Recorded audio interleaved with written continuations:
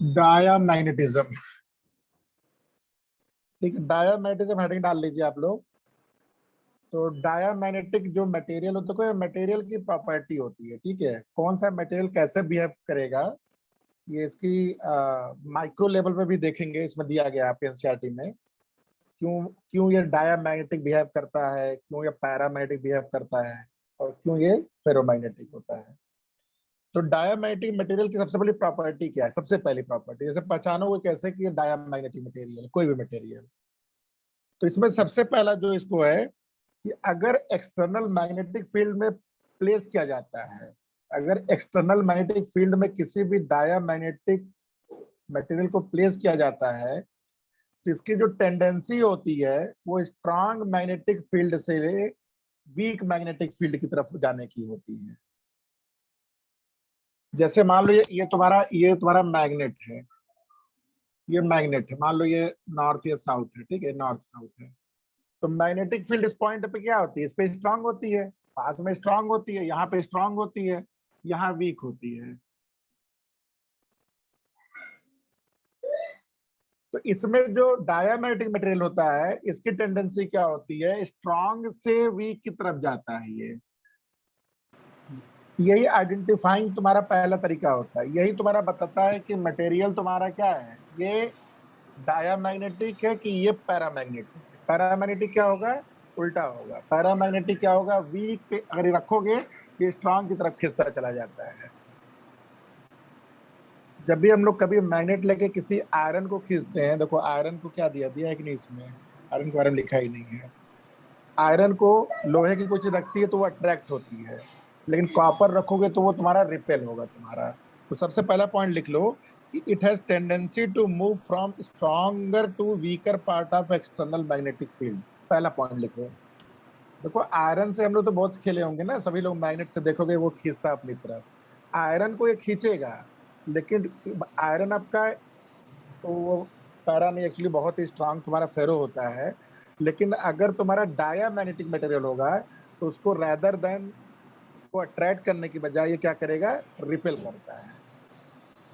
Clear है, ये सबसे बेसिक तरीका है पहचानने का। अच्छा दूसरा लिख लो, सेकेंड फिगर बना लो इसमें। जैसे मान लो तुम्हारी मैग्नेटिक फील्ड लाइन ऐसे चल रही थी, आराम से चल रहा था।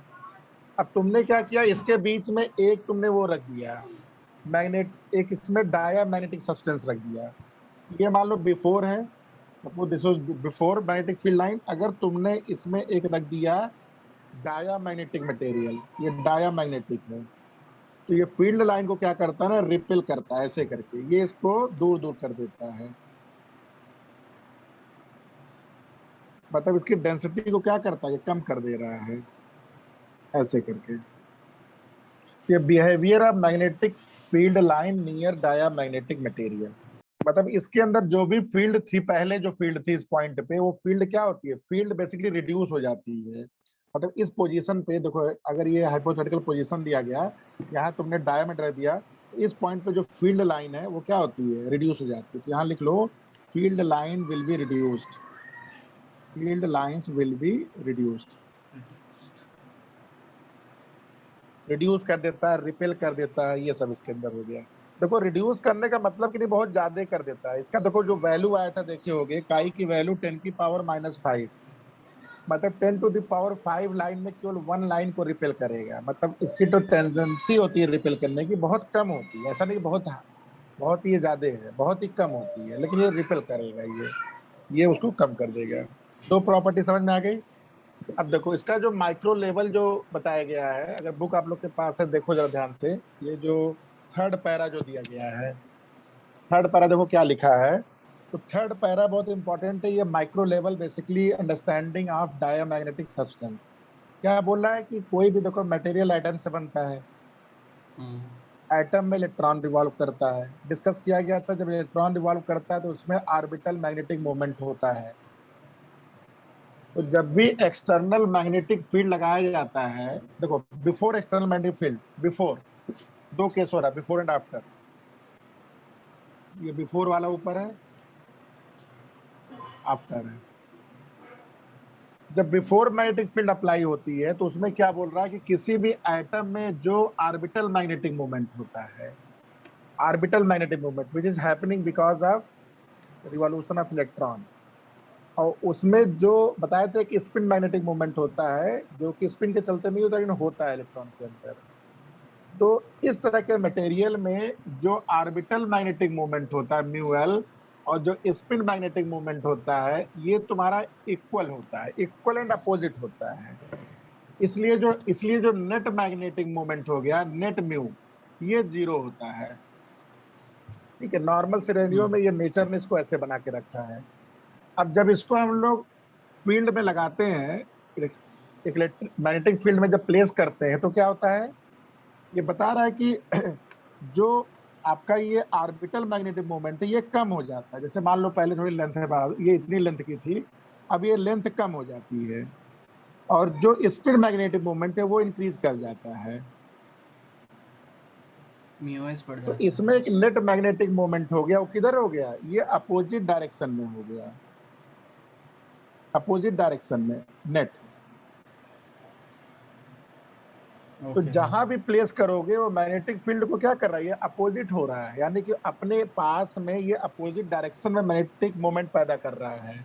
यानी कि जो मैग्नेटिक फील्ड लाइन है उसको रिड्यूस कर देगा ये, क्योंकि एक तरह से समझो उल्टा मैग्नेट तुमने रख दिया है कि ऐसे करके फील्ड लाइन चल रही थी, तो यहाँ पे अपोजिट डायरेक्शन में मैग्नेटिक फील्ड लाइन चलने लगेगी।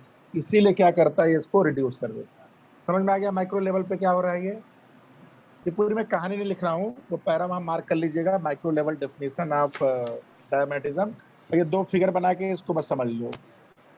बिफोर में क्या है, in the absence of external magnetic field, magnetic orbital magnetic moment is equal to spin magnetic moment, so net magnetic moment is 0 when it is placed in external, ये आपका external magnetic field है, in that case mu l becomes smaller and mu s तुम्हारा extend हो जाता है। तो net जो आता है वो net आता है that is non-zero but that in that direction opposite to the external magnetic field, since it is opposite that's why वहां पे magnetic field की लाइंस को कम कर देता है, रिड्यूस कर देता है। ठीक है, जो नेक्स्ट पैरा में बताया गया कुछ मटेरियल के नाम बताए गए हैं, बिस्मथ, कॉपर, लेड, नाइट्रोजन, ठीक है, वाटर भी है, देखो सोडियम क्लोराइड। और डायामैग्नेटिज्म एक ऐसी प्रॉपर्टी है जो सभी मटेरियल में होती है, ये एक बहुत ध्यान से देने वाली बात है। पैरामैग्नेटिज्म सब जगह नहीं होता है, लेकिन डायामैग्नेटिज्म हर जगह होता है, क्योंकि डायामैग्नेटिज्म क्या है ना, इतना वीक होता है, ये हमेशा रहता है, करने का मतलब इट इज ऑलवेज प्रेजेंट। अगर इससे कोई सुपर एक्स्ट्रा आ गया तब वो ओवर डोमिनेट कर जाएगा, लेकिन ये हमेशा रहेगा। तो एक लाइन देखो लिखा है यहाँ पे, diamagnetism is present in all the substances, इसको आप लिख लीजिए कॉपी में, नोट्स में, नहीं तो ये बाद में मिस हो जाएगा। Diamagnetism is present in all the substances, ये कुछ मटेरियल में नहीं होता है, सभी में प्रेजेंट होता है।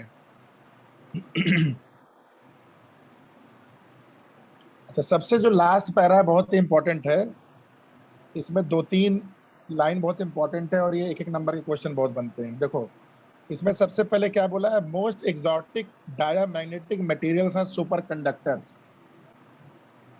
सुपर कंडक्टर हम लोग क्या जानते हैं अभी तक, कि जिसका रेजिस्टेंस 0 होता है, ये जानते हैं ना। लेकिन इसमें देखो डेफिनेशन क्या बता रहा है, जो भी सुपर कंडक्टर होता है उसका रेजिस्टेंस तो 0 हो या ना हो, लेकिन वो परफेक्ट डायामैग्नेटिज्म शो करता है। देखो आगे लिखा है, the most exotic diametric material are superconductors, these are metals cooled at very low temperature which exhibit both perfect conductivity and perfect diamagnetism। मतलब सुपर कंडक्टर क्या होता है, परफेक्ट कंडक्टर और परफेक्ट डायमैग्नेटिज्म। तो अभी कुछ दिन पहले न्यूज में आया था कि इसरो के एक साइंटिस्ट ने सुपर कंडक्टर को नॉर्मल टेम्परेचर पे बना लिया है। तो उसने, जानते हो, ये नहीं अचीव किया है, सुपर कंडक्टिविटी नहीं अचीव किया है उसने परफेक्ट डायमैग्नेटिज्म अचीव किया है। मतलब वहां रिपेल हो रहा है वो चीज बहुत तेजी से, कुछ ऐसा। तो superconductor does not mean कि material superconductor, it means also that is a perfect diamagnetism। और यहाँ पे जो फील्ड लाइन है ये कंप्लीटली एक्सपेल्ड हो जाती है। मतलब कोई भी अगर तुम सुपर कंडक्टर रख दोगे किसी भी मैग्नेटिक फील्ड लाइन में तो उसको कंप्लीटली एक्सपेल्ड कर देगा, बट उसके अंदर से कुछ भी पास नहीं होगा। इसीलिए जो सुपर कंडक्टर है उसका काई की वैल्यू क्या होती है, -1 होती है। काई की वैल्यू क्या होती है सुपर कंडक्टर में, -1 होती है। और जो म्यू आर हो जाएगा वो 1 प्लस काई होता है, 1 प्लस काई होता है, तो ये वैल्यू 0 हो जाएगी।